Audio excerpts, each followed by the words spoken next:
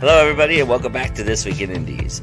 I promise you I'm not trying to make this entire season about AI, but Amazon is here making news yet again, releasing a brand new policy in regards to KDP, KU, and AI. Is this a policy that was needed? Do we trust them to implement it properly? Are they acting in the best interest of the artists or the best interest of Amazon? We'll discuss all of this and more with our roundtable discussion panel. Then, C.L. Cannon will be along with another indie connection of books that you might enjoy if you're a fan of Keeper of the Lost Cities by Shannon Messenger. Then, Mary Dumas is going to take us on a little quick tour of last weekend's SBX Con.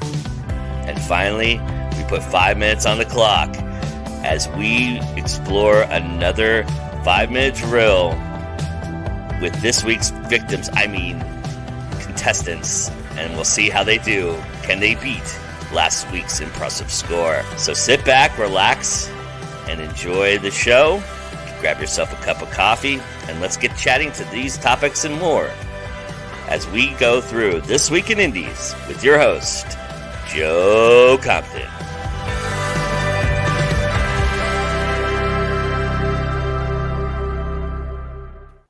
Good morning, good afternoon, good evening, wherever you are. Welcome to This Week in Indies. We have a jam-packed show for you. We're real excited about this topic. Obviously, Amazon helping us make news this week, and we'll talk all about all of that. I've got a great roundtable ready to go, ready to rock and roll, and we'll do all that here momentarily. But unfortunately, this morning, we're going to take an opportunity to just honor and say goodbye to one of our own, indie author, Mary Collier, passed away earlier this week. And she was an amazing soul who did a lot later in life, which is just a testament to how amazing life is and how much, doesn't matter when or where or how you get it done, but getting it done later in life is possible. And she's, as you'll see, she's published almost a dozen books, and that was all toward after she retired.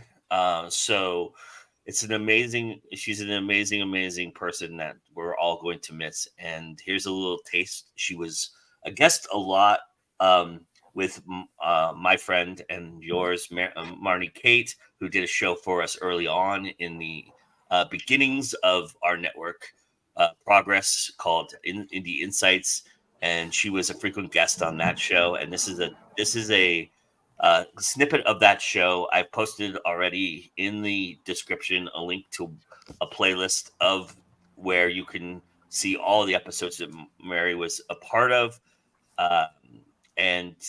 So we'll do that real quickly, and then I'm going to tell a little story also right after about Mary. And so here's a little tribute, and then I promise you, we'll be on with the show. But I always underline the fact that it's family that holds everyone together and gives them the ability to do what they do. So, and I still feel that way in my personal life. My husband was only 18. I was 19 when we married, and it was a wonderful thing, almost as wonderful as my parents, who enjoyed almost 60 years of marriage. So family is something that holds your own little world together, no matter what the rest of the world outside is doing. And I tried to put that in my books. So I still see myself in my family. And I love every one of you, and I will miss you. I do hope you can do this again. Yes, we will. I'm sure we will. Okay. You're my go-to.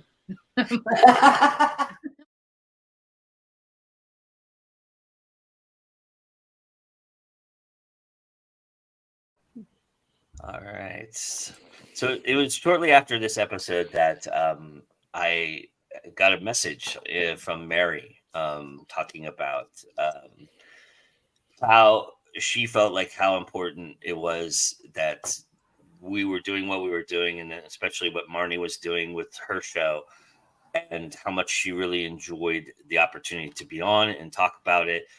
She originally, in the very first episode of Indie Insights that she was on, she was never on camera. She was kind of nervous about being on camera, and Marnie eventually worked it up so that she appeared 3 or 4 times on Marnie's show, and she worked it up so that you could see Mary eventually. Not that's important or anything, but it just goes to show you, we all have these insecurities. We all have these interesting ways of,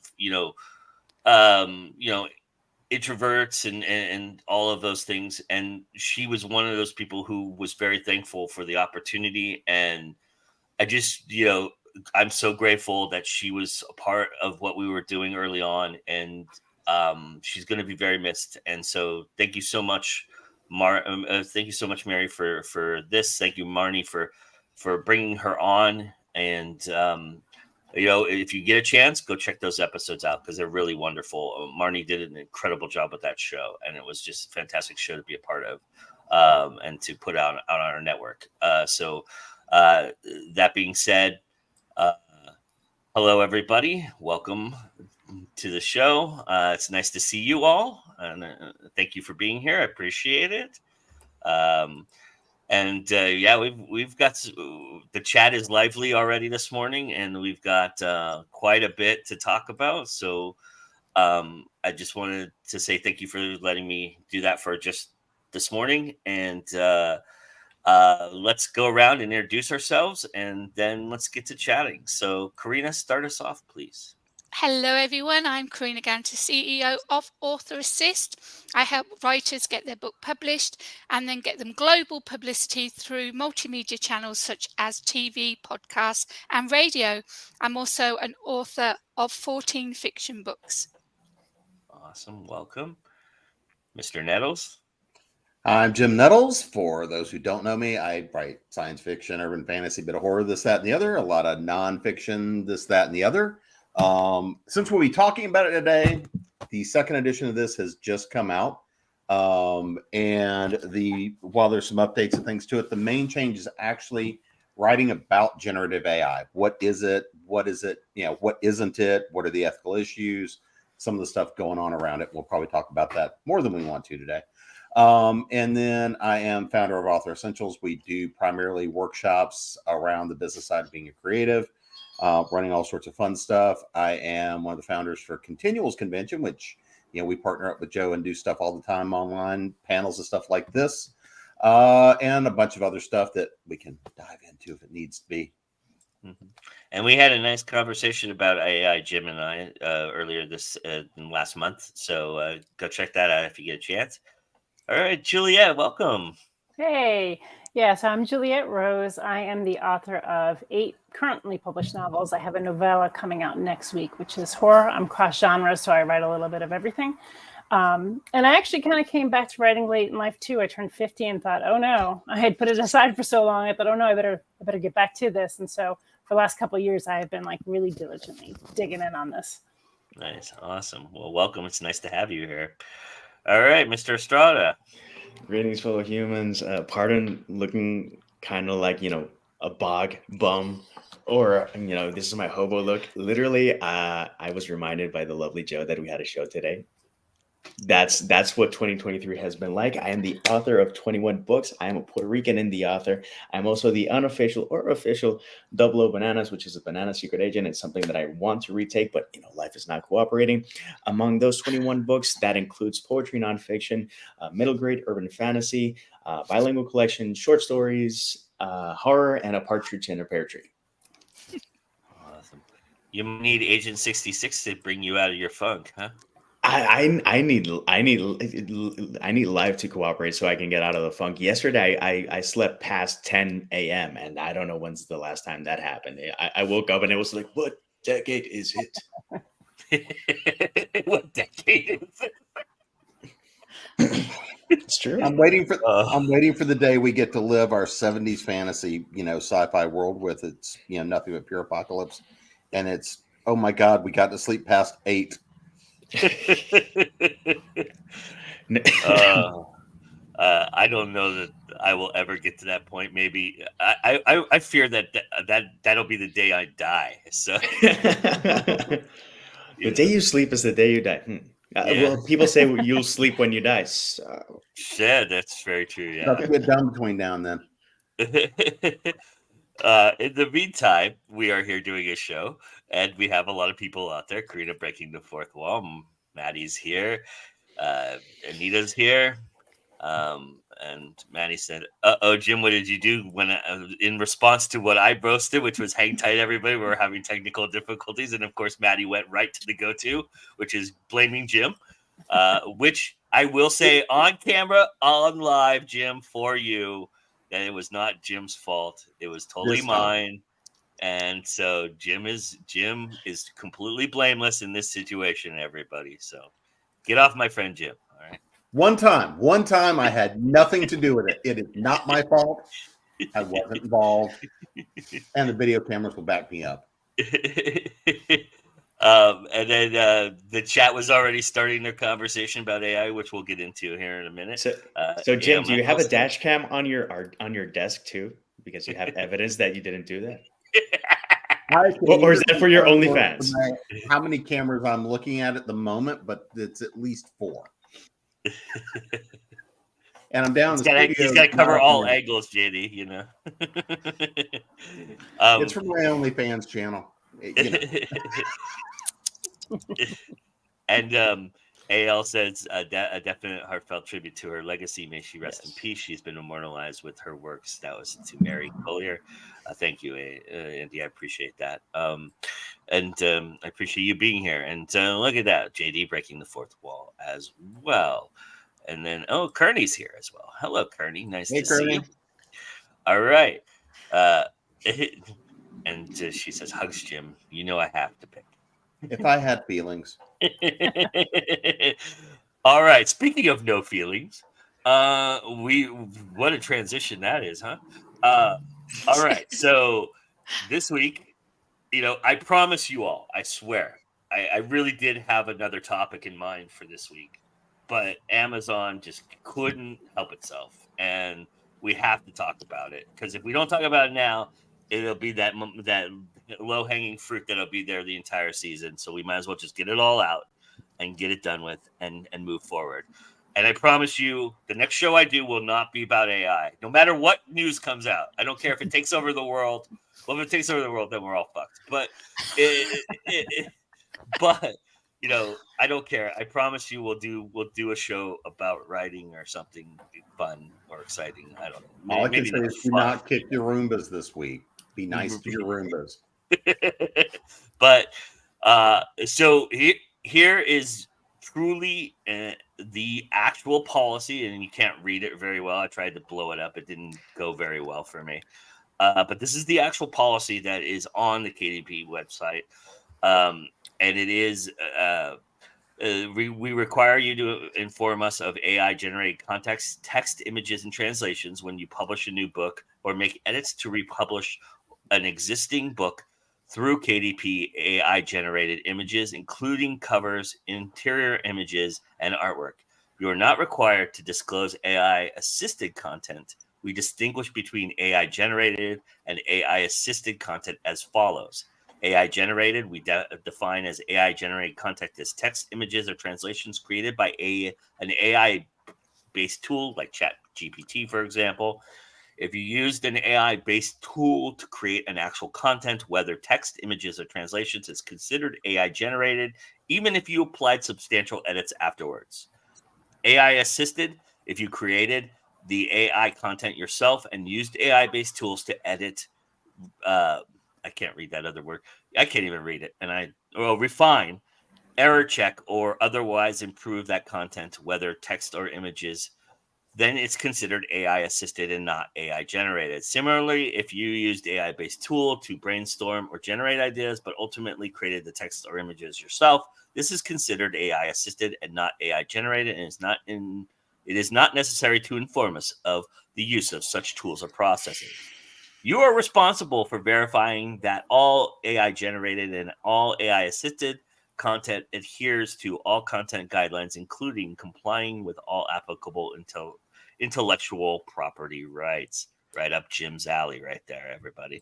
Yeah. Okay. So now that I've blinded you all with that horrible, horrible, stretched out text, I'm sure we all read this. We all kind of read the articles that have been out there. So, what is everybody's initial thoughts on this? I mean, it can't be a surprise to anybody here, I would assume, but you know, I could be wrong. So let me know what you all think initially of what we are talking about. Here's my thought. What has Amazon done? Absolutely nothing. They're not stopping AI books. They're not regulating AI books. They're just asking people to say, have you used AI to generate your book? What the hell? What does that do? It does absolutely nothing. It's just putting them in the headlines again, putting AI on the front line again, like it hasn't been off the front line since it came out. It's nothing. It doesn't help until they get rid of AI books, because I don't agree with them, and I don't agree with AI either. Until I'm practically forced to use AI, I will not. So I'm very adamant about that. But yeah, this is nothing. This isn't news. They've not done anything. They've not stopped it. They've not. They haven't got a new law about it. They're just asking people to say, have you used it for your books? It's nothing. It's a waste of time. Yeah, I agree. I actually saw it this week when I was working on my novella, and I had to click the little button that says, have I used, AI?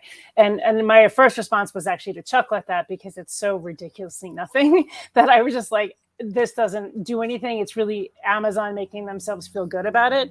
But from a legal standpoint, and I work in a legal department in my day job, it doesn't mean anything. It's kind of Amazon just covering their own butt. But it really, what it comes down to is ethics. Like, anybody can lie and say that they didn't. It's not, it's not checking to make sure that they didn't. There's no, follow through with that little checkbox that you make. So it didn't actually change anything from the grand scheme, because people are just going to say they didn't, even if they did. Joe, JD, you want to go, or do you want me to go ahead and start the fight? Well, I'm for the other team. So do you want to lump everyone who's anti-AI? Go for it, JD. AI is what it is. It's going to be a rocky ride for the next couple of years. There's going to be a lot of gray legal area for a couple of years. There's a lot of trash that's going to come out for a couple of years until things level out. How you use AI, how to use it ethically. That's the conversation that's happening now, because a lot of people just want to fire a bunch of people, save money, and distribute money elsewhere. Or at least that's how it feels in several industries, and a lot of things that are happening that you go like, that's kind of sus. Focusing specifically on translation, which I think I'm the only one on this panel that can talk to that. I've used several translation tools throughout the years just to speed up the process. That is very different from just depending on that blindly. The only one-star review I've ever given was for a book that was blindly translated, because you're reading it with an English brain and reading it in English, it makes no sense. But I had to do this in college because I was an English language mentor. So I would have to guide people. And when I got to the third sentence, I knew that someone had used like a really, like Babelfish, like a really crappy text translator. And I would go I would draw a red line on the document and put 0 and put talk to me after class, as if I was a professor. I was a mentor, but I was like, I'm not going to grade this. Why aren't you going to grade this? And I'm like, did you use a text translator? And they would go like, and I'm like, I know you did, because if I read this in English, I'm going to say that it's incorrect. But if I decode this and I translate literally to Spanish, I know what you're trying to say. So why did you do this? And it's like, well, and then it's like, okay, I'm here so that we can work together so that we can do the thing. Going back to the use of text translation and tools to assist you, it does about 60% of the work. And the more difficult the language, or the more regionalized language, the less percent that it is effective. So I found this out the hard way when I translated my bilingual collection, 2020, to all English. When I did 2020, the text translator was bullshit for me. It did not help me at all, because I was using Puerto Rican slang, and I was it was very colloquial, it was very casual, it was very personal. And right now there's still a limit and there's a cap. And when I say right now, I mean right now, because this week I was having to rush translations for stuff at work, and there were at least 8 instances where I just had to rewrite it, and I had to properly translate and use my brain and not just depend on a program. So depending on AI and technology blindly is never going to be a good. Never going to be a good look, and it's going to bring out bad results. A fellow author from Puerto Rico actually sent me an English version of her book so that I can read and basically touch base with her after each chapter to make sure there isn't anything that needs adjusting. It would be ideal if only a native English speaker, not a bilingual person, were reading this, but since I read mostly in English, I'm going to do my best to give her a hand in that. But these are the type of conversations that we're going to have. Why? Because people who say that their translators are going to use technology and going to give you a mediocre program to do that. Why? Because people who say that their cover illustrators are going to use AI to generate AI-generated covers without looking to see if there are any legal flags or copyright flags. They're just going to do it, generate it, and boom, you got a cover. And that's when it gets really suspect and really complicated. All right, before you jump in, Jim, and by the way, go Skynet. But before you jump in, let me go through these comments real quick, because there's a lot of comments coming through real quick, if you don't mind. And then, yeah. Hey, this is your show, Joe. I'm just here to be, troublemaker. I appreciate that, Kearney. He says that he's going to go watch Mary's stuff. My eyes are exploding. Back and forth. Team Karina AI has brought us brought out the grumpy old men in me. But you didn't really. You were very succinct and beautiful there, JD. So I think you were that grumpy. All it's done is confused authors. We lost Juliet. This is Mary, who hopefully will jump in. I've invited her to do so. AI is just something new to play with by general public. It's not going to affect actual artists and authors. AI content is what it is. It exists. Juliet's back with us. And Maddie says, I agree with you. And then A.L. Mango says, I agree with JD. This brings us back to the beginning. Remember the days when Kindle was new and had countless authors. Time will allow AI to mature and AI and Amazon to sift through the books that are generated by those who feel they can write a book through AI without the use of human imagination. But AI also allows books for translations and such. AI can be a double-edged sword. The industry will have to learn how to wield it. And I think that's the perfect place for Mr. Jim Nettles to jump in. So I'm going to throw a couple things out here. First of all, I can go so far as to say this is actually one of the things that we've been lobbying for, is to get Amazon to take first steps. But before I actually go into that, the first thing I want to say here is that, much like a lot of the panels I just spent a bunch of time on at DragonCon, where I was split between writing and creative panels, the stuff we were doing there, and things on basically the policy side of things, working with the attorneys, the policy people, Electronic Frontiers Foundation that have been involved in a lot of the current policy stuff, the lawsuits, all the work going on around that.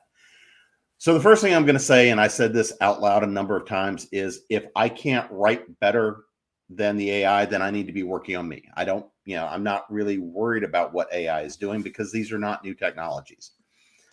They're better, they're improving. But if I can't outright the AI, then that's my problem. And so the second part I'm going to add into this is this. Copyright offices are still going through the first stages of what is this going to look like. The big problems and the stuff that Joe and I did the show on, I spent most of an hour talking about all the problems with it. Most of the problems come from how these systems were trained.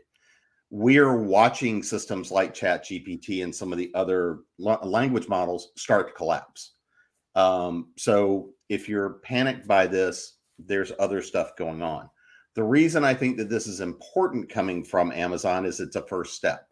And the only reason an Amazon will take a step like this, or some of the publishers that are looking for attestations when you submit to them, agents, because that's where I've been doing some consulting with some publishing houses about how to look at and react to generative AI is that everybody needs to be concerned, number one, about the lawsuits that are coming down. I mean, if we look at the one that Chris Golden and Rich Kadri are part of with Sarah Silverman's lawsuit, if we look at some of the other lawsuits that are flowing through the system, until those flow through the system, we don't really know where some people are going to land. I have my thoughts and expectations that where things are going to land are fundamentally going to be about there's going to be some class action, there's going to be some pennies of payouts, a fraction of a cent on the dollar, and that the Copyright Office is basically going to come out and issue a couple of rulings that basically generative AI is going to largely continue to be treated as public domain works. And what we're really looking for here is going to be much more regulation about how systems are trained going forward. Because again, the ones that have been trained now, the systems are, for all lack of better terms, already corrupted. There's, they're not going to go away. For everybody who wants to throw a temper tantrum and say they just all need to be shut down, that's not going to happen. They may shut down for other reasons, but they're not going to shut down because of this. Now, that being said, the reason, since we're here talking about the Amazon piece here, this is something we've actually been lobbying for, because there actually are several incentives for Amazon to do this. And this has been the take we've been leveraging.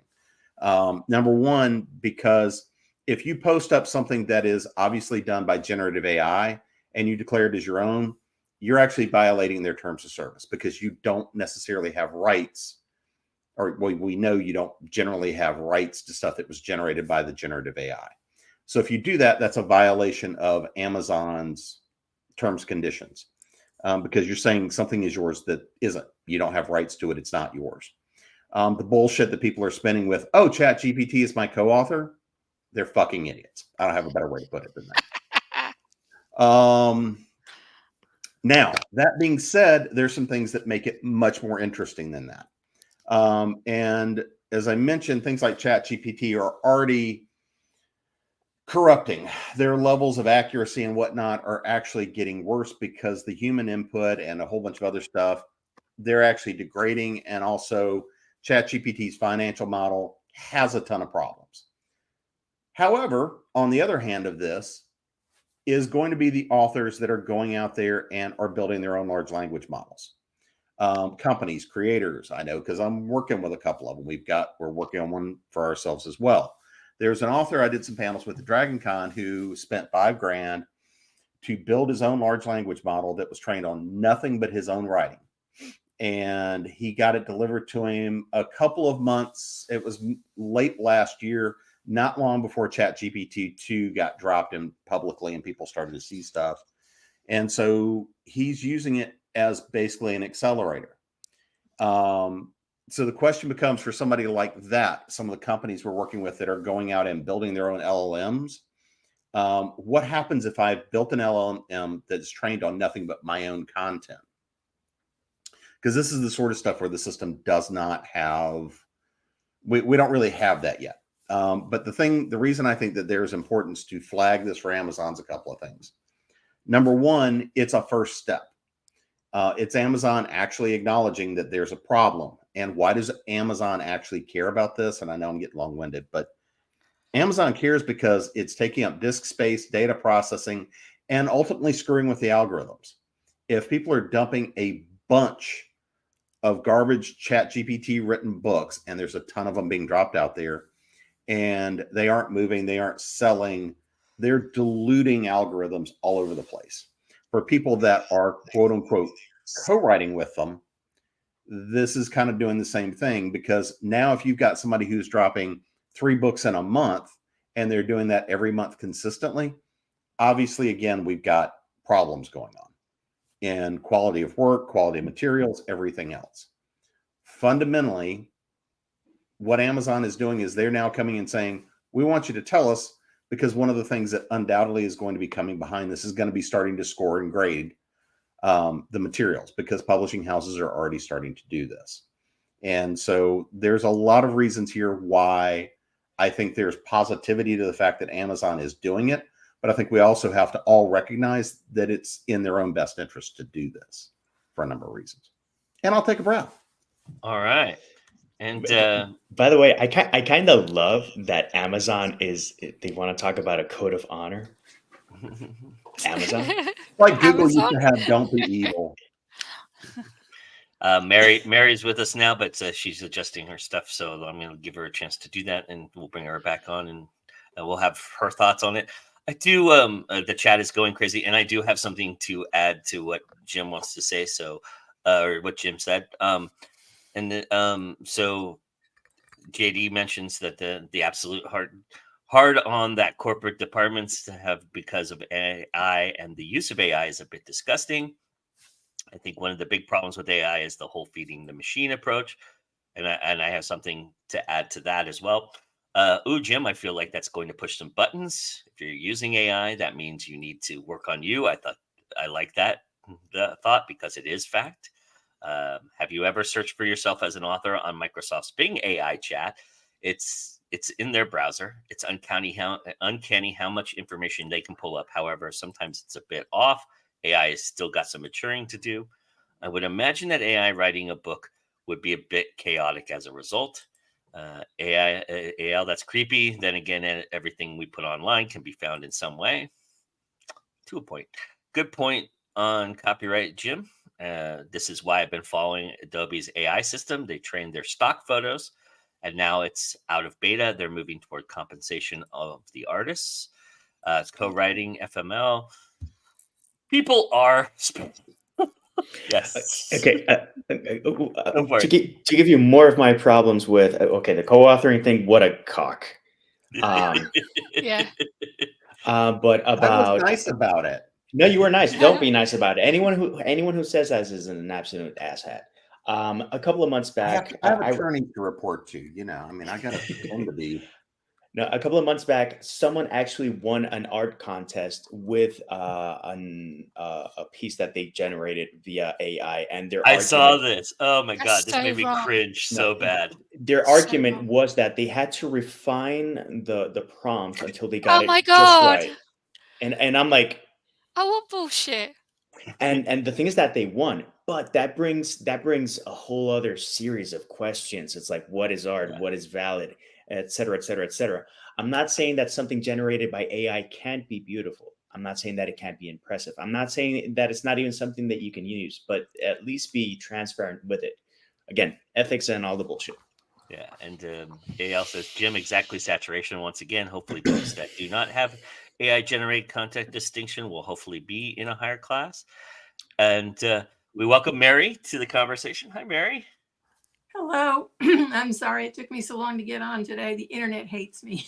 You're in hurricane area, right? So that's also fun. Right. Yeah. We had You're a lot blaming of the AI wind today. yesterday, and It's I'm the not sure AI's what effort. still exists. So why don't we have you introduce yourself? And if you wanted to jump into this conversation, please feel free to just talk about it after you introduce yourself.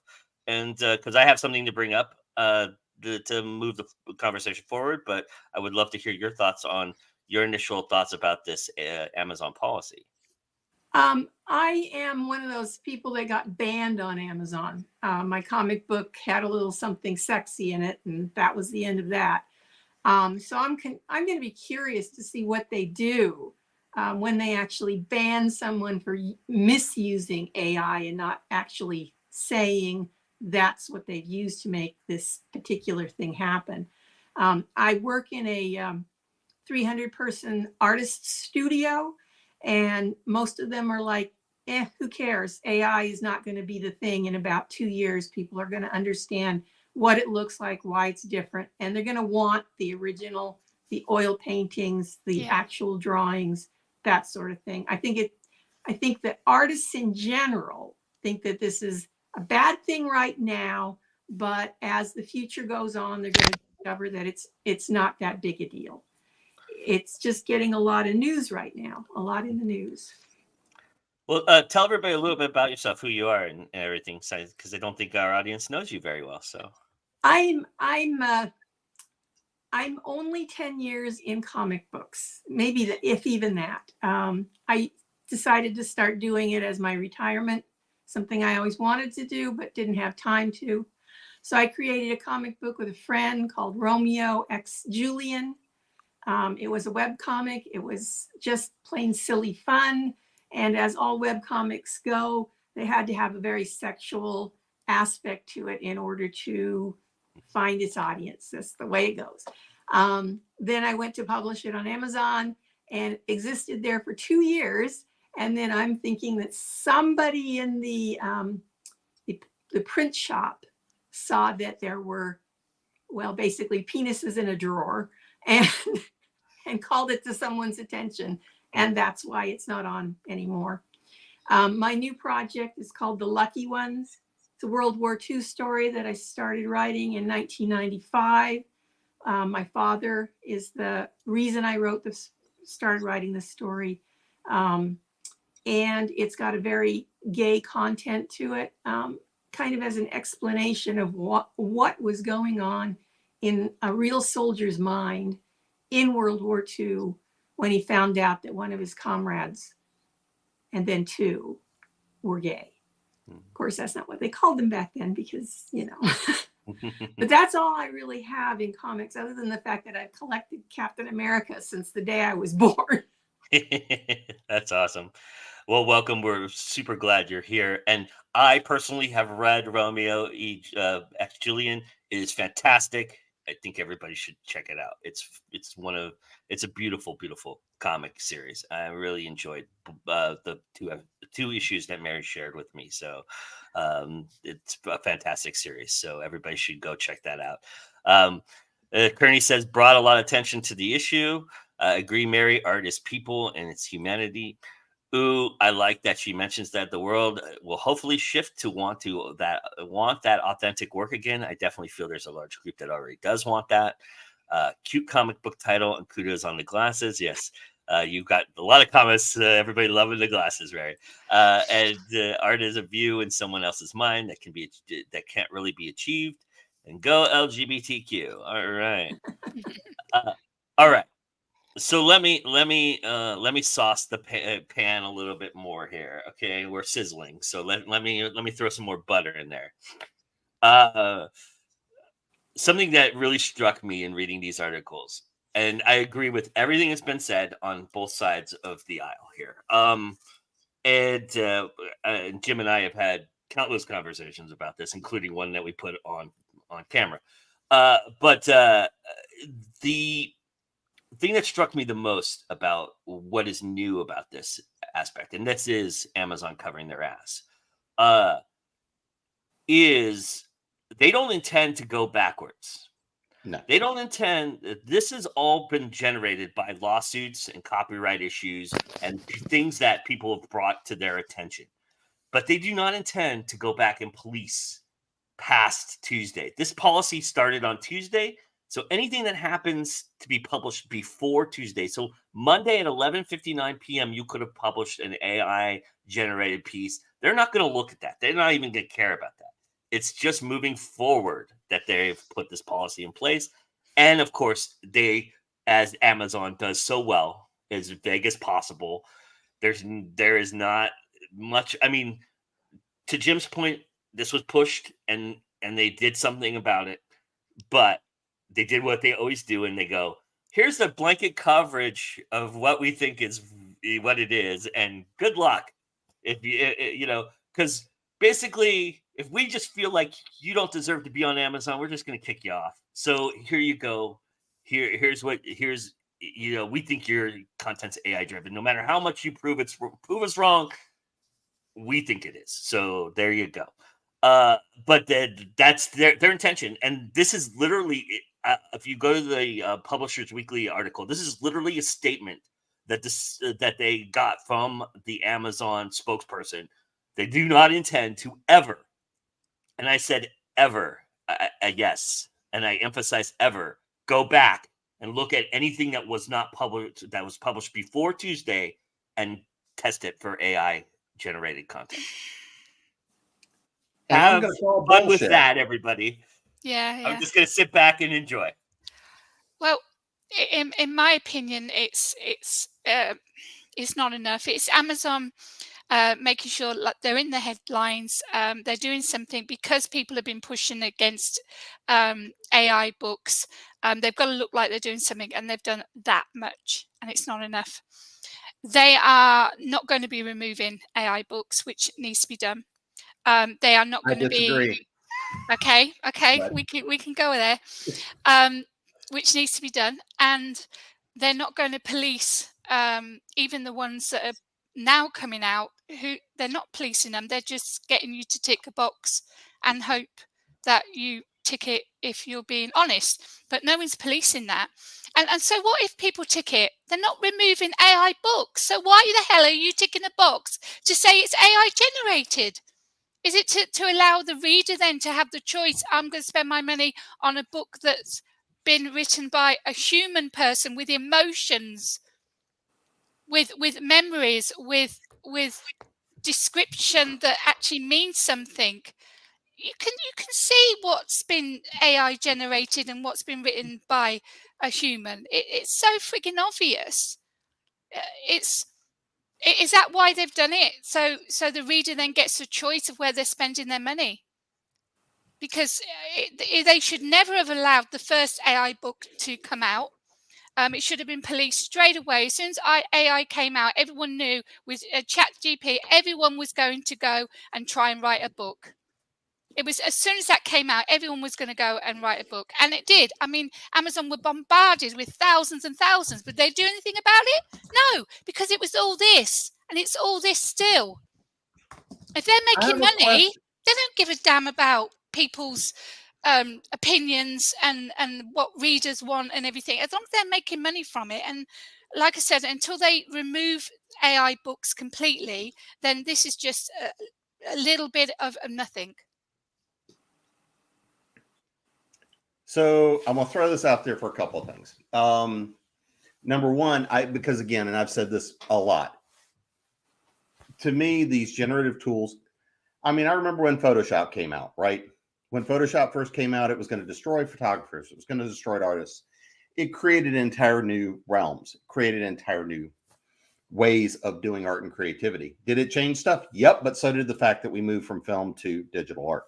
I still like my film. Get off my lawn. But I also know the things that can be done. I believe that it should be declared when there's generative AI work in there. The reason I think, but the first thing I have to challenge here is this idea that Amazon is doing anything to our benefit. If you believe that Amazon or any other organization is doing something to our benefit, I have a bridge that I just crossed in London. I have a discount running on it. Would love to sell it to you today. So why am I saying I don't think that they should automatically go and ban all AI-driven books? Is it going to be cheap, Jim? Because I'll take it. All right, for you, Joe. Just a special deal for you today. 50 grand. Yeah, all 50 right. grand for you, but I need cash or Bitcoin. Okay. you don't trust my Zelle account? All right, if you're doing Zelle, it's 65, but okay. The reason I say this is because, again, and I'm involved in projects where we're tanking people's careers, nonfiction projects, high risk, sort of stuff where people are have submitted AI generated work that was factually incorrect, and we're now removing these people from any projects going forward. They're tanked. We're blacklisting. Why can't Amazon do that? Why should they? For me, the box is the It's a equivalent marketplace. the equivalent in a trial when someone puts their hand on a Bible and swear under oath. Exactly. Who gives a flying, landed, burrowing, swimming, or hiding fuck? Because I will put it to you this way. I was on a panel at Dragon Con with somebody who works for a company based out of Redmond, Washington, that shall remain unnamed, who came and said, I don't care if I'm entertained by it, I'll buy whatever I want to buy. And so this is where one of the arguments I've been making is that in fiction, because I'm going to designate between the two, in fiction, if I can't outright what a glorified predictive text engine is doing that can't write better than a middleware 10th grader on a bad day, if I'm not writing better than that, I deserve to be outsold. The second thing is, we all know one of the hardest problems is to sell books, build audience. What's going to happen when somebody starts building their entire career on, oh, here's my AI driven book, and I'm going to drop my next AI driven book tomorrow, and tomorrow, and tomorrow, and tomorrow. They're tanked, right? So for people that are using these as accelerators to write more and write faster, this is where I think we start getting into a gray area. I think we're going to see a lot more people, especially in nonfiction spaces, build their own LLMs so that they can control style and what level is there. I have much fewer problems with using an LLM that I've built on my writing style, my content, my IP, that I own all of that. And if I use it as an accelerator, I have much less of a problem with that because it's me, it's my words, and it's an accelerator that I'm then going to go and do stuff. Then I am trying to use ChatGPT, which is really an overgrown version of a technology that still can't decide the difference between ducking and what I'm really trying to say. So if I'm not writing better than that, that's on me. And if people in the marketplace have now decided that they prefer what I've been calling the linguistic uncanny valley, if they prefer that to what I'm writing, okay, then the market's shifted. And people are stupid. Wait, sorry, I said that out loud. But Damn it, phone! I'm trying to swipe left. But when we look at it, the things I am much more concerned about are actually in media, are in nonfiction spaces, are in a lot of areas like that. My biggest problems, again, with this are how the systems have been trained. Other than that, it's a tool. There's really no difference. If I go to ChatGPT, and I would argue there is a difference, so don't get me wrong. But if somebody goes to ChatGPT and says, write me a story outline for, give me a story outline for this book in this style, that's really no different from me going and grabbing a beat sheet. Yeah, I think there are some, like, yeah. I think nonfiction and fiction definitely need to delineate between those two because there's some risk factors with nonfiction. You know, if they're putting out nonfiction books that could kill somebody, there's obviously an issue that needs to be addressed. And I think fiction is obviously different. And I think really, and I agree with Jim, I honestly think it really comes down to legislation at this point and regulation because AI is not going to go away. So I think kind of like stomping our feet and being upset about it, that's past. We've moved past that point because like now we're in it. And so we have to say what is the way that we really look at what we're putting out there has been, again, moderated or regulated on some level. One in nonfiction for safety reasons, and in fiction, the market's just getting saturated. Like now, it was already getting saturated with self-publishing, and that's not a bad thing. But you know, as indie publishers, we also know that there's stuff that's not the same quality out there already, and now we're just saturating the market with you know AI as well. So my personal feeling on it is I passed the point of being upset about it. Now I want to know how are we going to regulate it? How are we going to put legislation in? I absolutely agree. It needs to be noted if it's AI across the board. So if I can just build on that, Juliet, you're absolutely right. Because one of the things that we lobbied for around putting in this flagging is also going to next be the grading of the material, which is going to both hammer AI created content as well as human generated content. Yeah, that's good. If you're an indie pub author who never saw an editor, this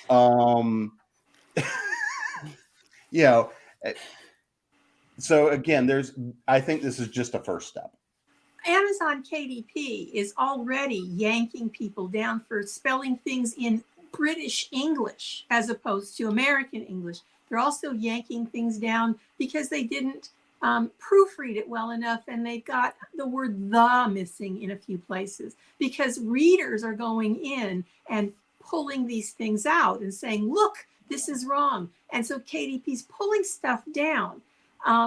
I can only say that the AI might be more grammatically correct because it's AI, but honestly, I think that creative writing is suffering just because of how Amazon is pulling at their leisure.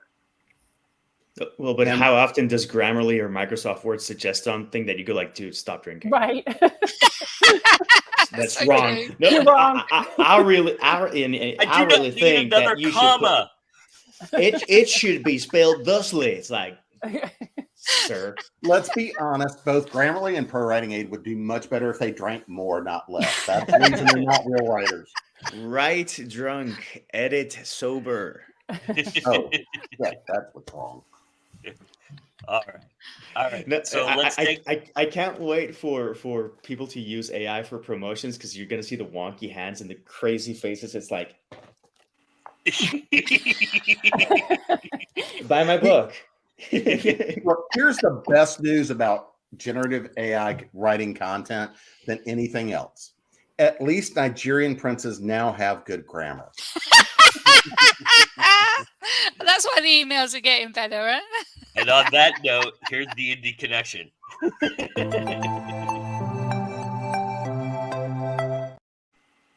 I'm tired, everybody. Sorry. Wrong one. See?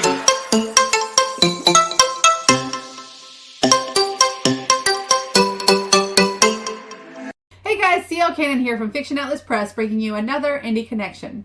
Today I'd like to tell you about some indie books that you might enjoy if you're a fan of Keeper of the Lost Cities by Shannon Messenger. The first book I have for you is called Magic, Mystery, and the Multiverse by Aurora M. Winter. Anna Zess might look like your ordinary teen, dreaming of Hollywood stardom, but she's anything but typical. With enigmatic violet eyes that hide a secret even she's unaware of, her life takes a fantastical turn when a quirky app propels her and her brother Zachary into an enchanting multiverse. From Los Angeles to a planet echoing both wonder and chaos, they find themselves in the heart of a cosmic mystery, a world on the brink of destruction, a secret academy, a vampire overlord, and a prophecy that hints at Anna's destiny. But when the sinister censor snatches Zachary away, Anna's dream role becomes a race against time, darkness, and the very fabric of the universe itself. Hidden truths, cosmic battles, and a dash of Hollywood glamour. Can Anna save her brother, embrace her power, and fulfill the prophecy? Or will the multiverse's secrets prove too monstrous for one girl to conquer? The second book I have for you is called Mages of Minds by Peng Tiong. To survive in Tech Run, you must learn its ways. Pitt is a mind reader. He can hear the thoughts of others. As a mind writer, C can command thoughts. When an innkeeper is murdered, Pitt finds himself tangled with the mob and is forced to use his powers to learn what has happened. C, on the other side of the crime, tries to atone her sins while running from her past. When an innocent is wrongfully accused, C questions the organization she works for. Unaware of each other and the links between their destinies, Pitt and C stumble upon a conspiracy much deeper than either could have imagined. Eventually, Pitt and C come to realize that the only way to survive the nightmare is to trust each other and work together. Will they realize the extent of corruption which permeates the city before they become too tangled in it? The third book I have for you is called Spellfall by Catherine Roberts.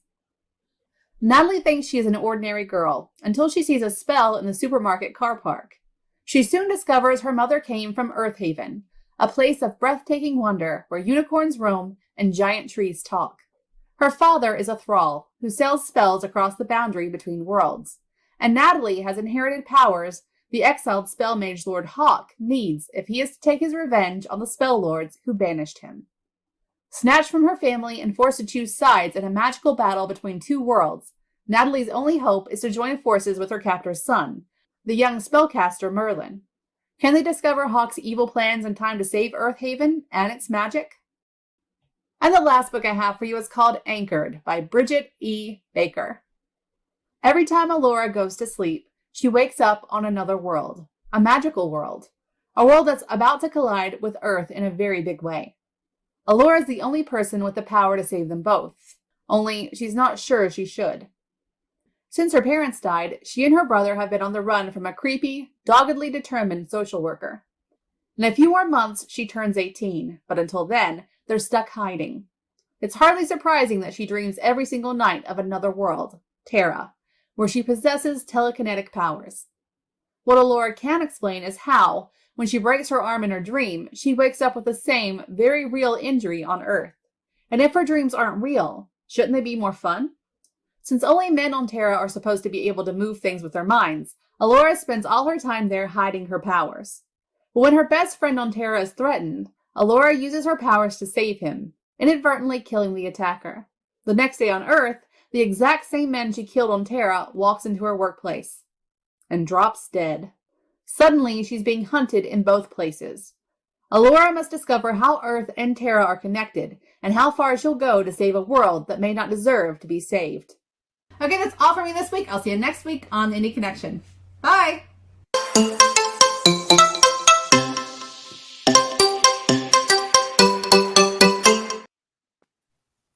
And thanks as always to CL Cannon for that wonderful Indie Connection. And yes, AI would not have messed up getting to the Indie Connection. That is very true.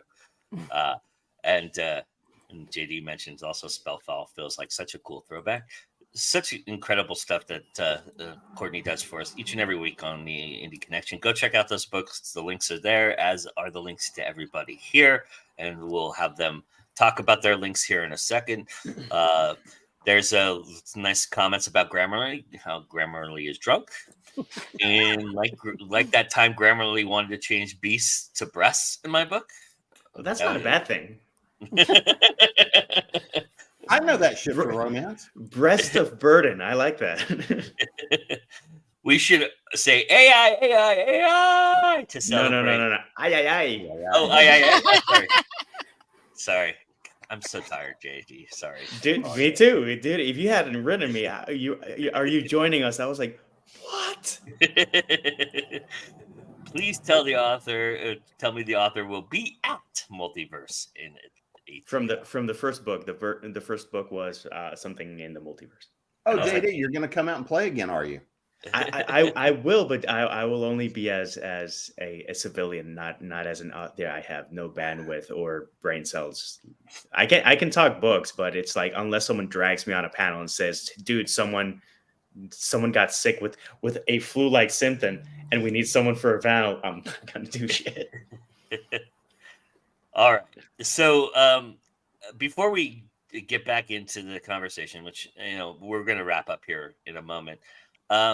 Miss Mary Dumas did us a solid and took us on a little tour of where she was last weekend. And so I wanted to share that with you. I put a little music behind it, Mary. I hope you don't mind.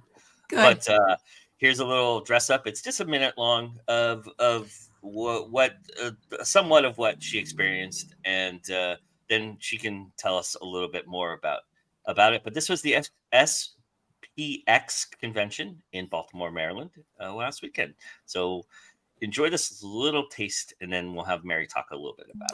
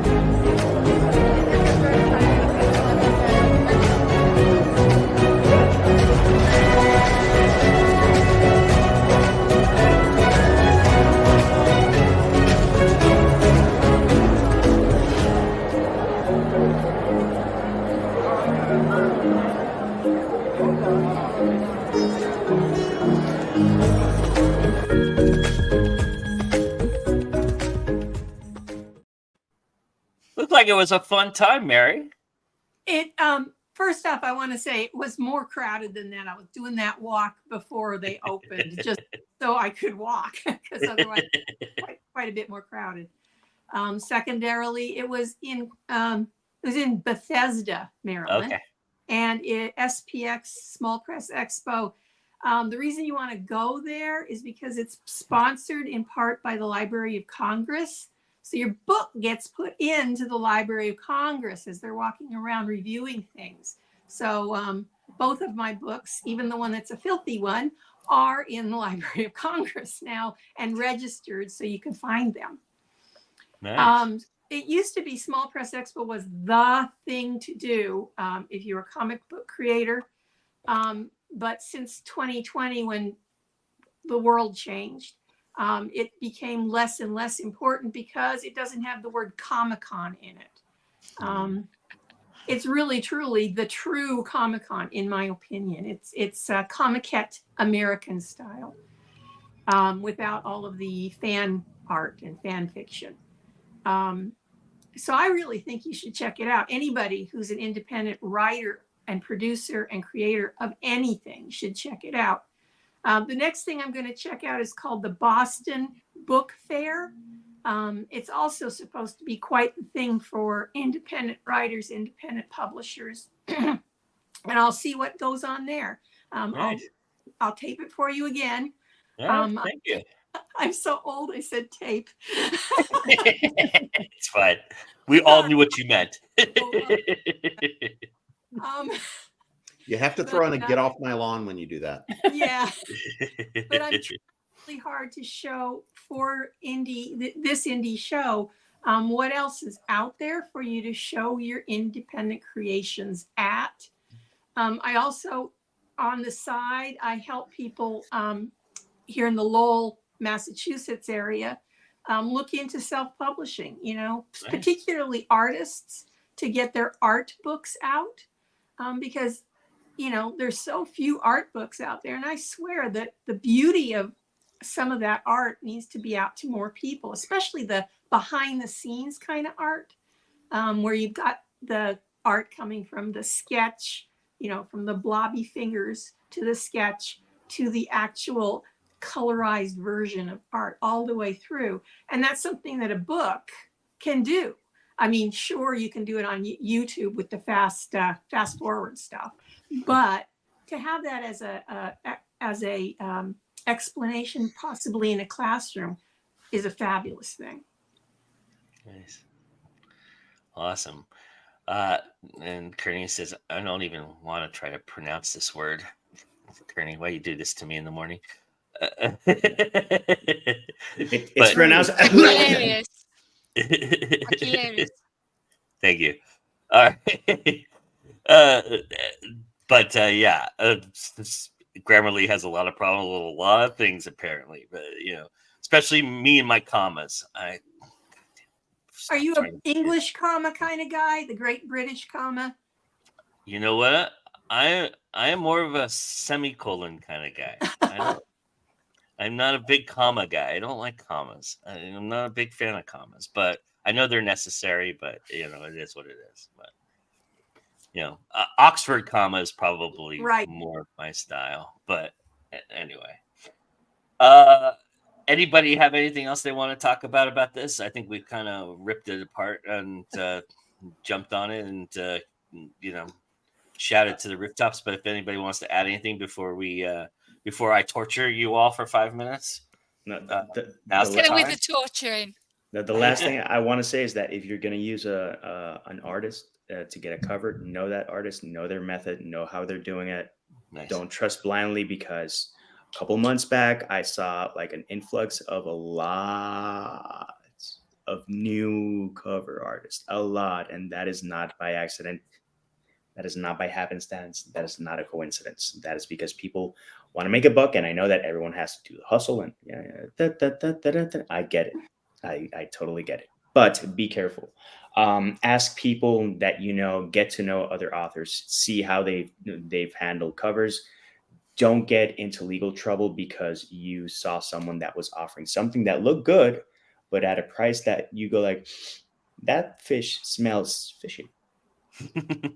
There's also actors and body models right now who are going to do something legal about this, because particularly male body models are starting to get their heads put on other people's bodies, and they're calling it AI, and that's not right.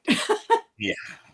Well, that's part of the whole strike, but I don't think we probably need to get into that today. Is what they're doing with images and likeness and all that. But yeah, and the whole generative AI piece with images, video, with audio, that's an entirely different world than just what we're talking about with the language models. Because written word, at least you can pretty well homogenize it. When we look at things like covers, artwork, stuff like that, there's been nowhere near enough samples done, and we are still seeing way too much copyrighted work being used. And this is where the copyright lawsuits, the infringement lawsuits, and all that sort of stuff. But I think that right now we're just looking at, even though they're fast tracking a lot of these cases and a lot of the regulatory stuff, I think a lot of people may be really surprised when they start getting slapped with lawsuits or with owing money because of leveraging generative AI, because they didn't read exactly what's in some of those terms and conditions where they're using some of these tools. And this is a great way to support the strike, Andy. I appreciate that tremendously. Yeah. All right. So I'm about to set the world on fire, at least for the five of you. So before we do that, I'm going to give you the opportunity to tell everybody where they can find you. So, Karina, tell everybody where they can. Oh, hang on. Tell everybody where they can check you out. You can find me at authораssistbykk.com. If you are a filmmaker, an author, an illustrator, and would like to be on my TV show that gets streamed to 100,000 homes, no, 100 million homes, sorry, Roku TV and Amazon Fire, get in touch with me on authораssistbykk.com, and I will get you and your talent out there. Nice. Jim? The easiest way to find me is jamespnettles.com. That'll take you to Author Essentials workshops. That'll take you to Continual Convention. That'll take you to the Creating Pros show. I do have a couple of workshops that are going to be live coming up. We're working on scheduling. And if you want to know more about a lot of the stuff we were just talking about, second edition is out. And the big changes here, we're adding a full chapter on all the generative AI stuff. The good, the bad, the ethical implications, what they are, what they aren't, and how you may be able to ethically use them. Nice. Eddie?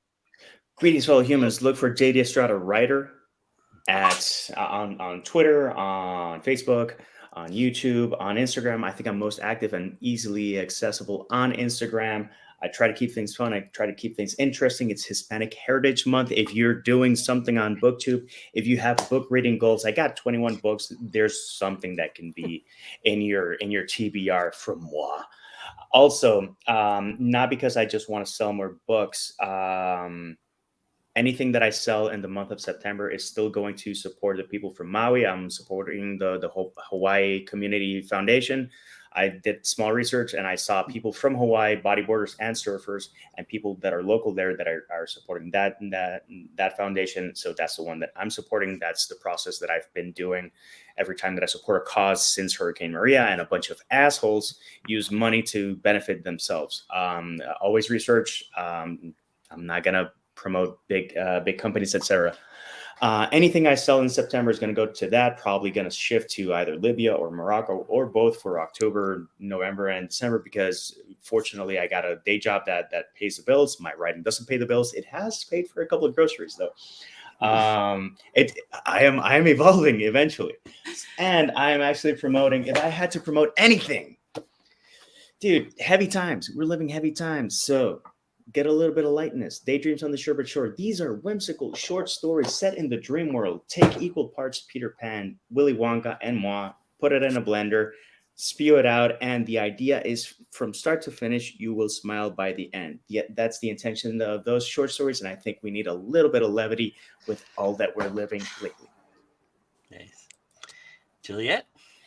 Okay, I think mine's really simple. Just you can visit me at authorjulietrose.com. If you ever want to reach out, I always say this to anybody that I talk to. If you're an aspiring writer or you're somebody that needs to talk, my email's on there. I am always willing to chat. So yeah, check me out at authorjulietrose.com. Awesome. Mary? I'm the newbie here. I've written comic books, but this one's the particular one I'm quite proud of. The Lucky Ones. This was the Pride edition that we took to Boston Pride this last spring. You can reach us at theluckyones-comic.com to find out how this story is progressing. Nice.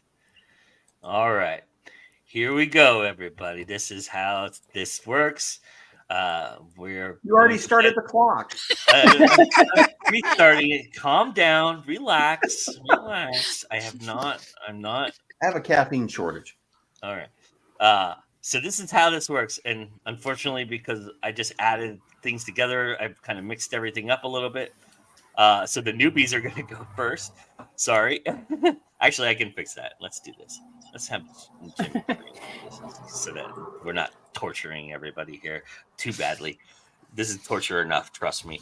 But this is how it works. Everybody's going to answer the question. I'm going to start the clock as soon as I start asking the questions. I have 10 questions, and we'll see how fast you guys can get through 10 questions before the clock comes out.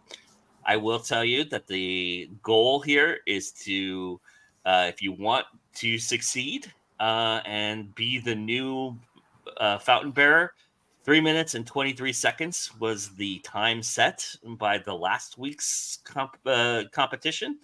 And so, and I'm not as fair as Maddie is, so you're not going to get a bunch of easy questions.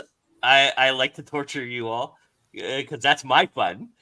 But we go one by one. So I'm going to go Jim, Karina, JD, Juliet, and Mary, how I see it on my screen. And then I snake it back. So Mary, you'll start the second question. Juliet, you'll go next. JD, Karina, and Jim. And we go through that until we get through 10 questions or 5 minutes. Was everybody ready? All right. You're ready enough because we're starting. All right, everybody. Jim, a movie that was better than the book. Jaws. Karina. Outsiders. Interview with the Vampire. Juliet. I was going to say Outsiders, but I have to think now. You can say the same thing. I don't care about that. Outsiders, because I right. love both. But Mary. Red, white, and royal blue. Nice. All right, Mary. Skittles, Starburst, or no thanks on either? No thanks on either. Juliet. Skittles. JD. Skittles gives me less of a headache and I can eat more. Nothing. Nice. No thanks. Okay. Probably Jim. neither, but Skittles and rum if I have to. All right. Jim, the best type of pen for creating. Ooh, fountain pen. All right. Karina. Yeah, I'll go with that. I love cheap ballpoint pens. I don't know. It's what I've been using since I was a kid. So why stop? Juliet. Gel pen. Mary. Rollerball. See, I'm a felt guy. All right. Mary, do you sleep side, belly, back, or all over the place? Side. Juliet.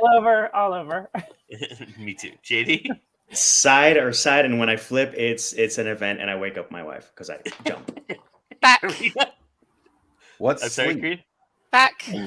Okay. What's Jim. sleep? What's Yeah, right. sleep? Yeah, you know better than that. This is how I sleep right here in this, right in my chair. Jim, is there really truth in advertising? Yes, JD, I did this one for you. Yes, truth in every lie. Exactly what I would say. Yeah. JD. It's one of the ingredients, not the only one. Juliet. Yeah, there has to be some truth. Otherwise, nobody would buy it. Barry. My degree is in advertising and public relations because I knew it wasn't lying because it wasn't the truth in the first place. Nice. All right, Mary. Which of your books did the best sales on its release day? Romeo X Julian. Juliet. Carrying the Dead. JD. Rhymes from the Wicked Nursery. Nice. Karina. Broken Chains. Dark Mafia Romance. Nice. Jim. The new Fairy Films book, actually. All right. Jim, you're auditioning for a singing competition. What song are you going to sing for us? Paradise by the Dashboard Lights. All right. Karina. Zombie. Nice. JD. High and Dry, Radiohead. Juliet. Amazing Grace. All right. It's the only All one I right, can't sing. Don't get around much anymore, Frank Sinatra. Nice. All right, Mary, writing preference, series or standalones? Series. Juliet? Standalone. JD? I've focused on series. My heart is broken. I will try standalones and get back to you on this. Standalone.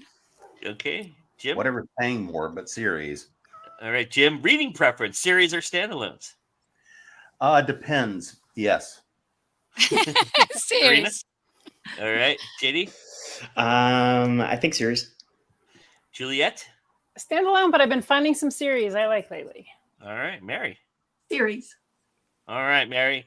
Cliche that takes you out of the book faster than you could read it.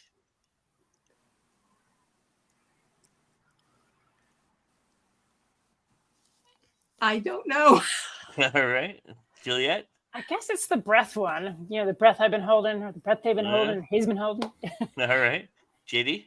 The good guy who's really a bad guy. Oh, what a twist. He's a bad guy. Karina? The happily ever after, because it doesn't exist. Jim? Bad tech. All right. Good news is you guys finished. That's great. You got to give us Big back at least ramble, way too long. 11 seconds from your commenting, Joe. Come on, give us 11. No. Oh, come on, JD, you want to. Oh, one answer. Jamie and Joe. No, I mean, you know, you just can- build you can- on your answer, JD. if you all would like to lob a formal protest, you can do so. But I will tell you, I am the deciding committee, and you will fail. how many shots is that at Multiverse? It's you buying me beers all weekend, Jim. Dude, it's not worth that. I'm happy with it. You're I know right. what your You know what your to bar do. tab is not as bad as mine, but damn. All right. Well, congratulations, guys. I hope you really did have fun, though. But you're all done, and we are all done. Thank you so much, everybody, for joining us. And you found Go Indie Now. Thank you very much. If this is the first time here, please do like, subscribe, and comment. We appreciate all that. Even if it's not your first time here, please do like it. Smash that like button, because that helps us get seen and gets this conversation out there, which I think is a very important one. And I'm really glad that we had this opportunity to do so. Thank you, everybody, for joining us and braving and yet another conversation about AI and Amazon. And like I said, I will live up to my promise. And next time you see me, we will not be talking about AI. Hopefully, we won't be talking about Amazon, but I don't think I think that's unavoidable at this point. But that being said, it's always time to go indie now, and we'll see you next time. Thanks, guys.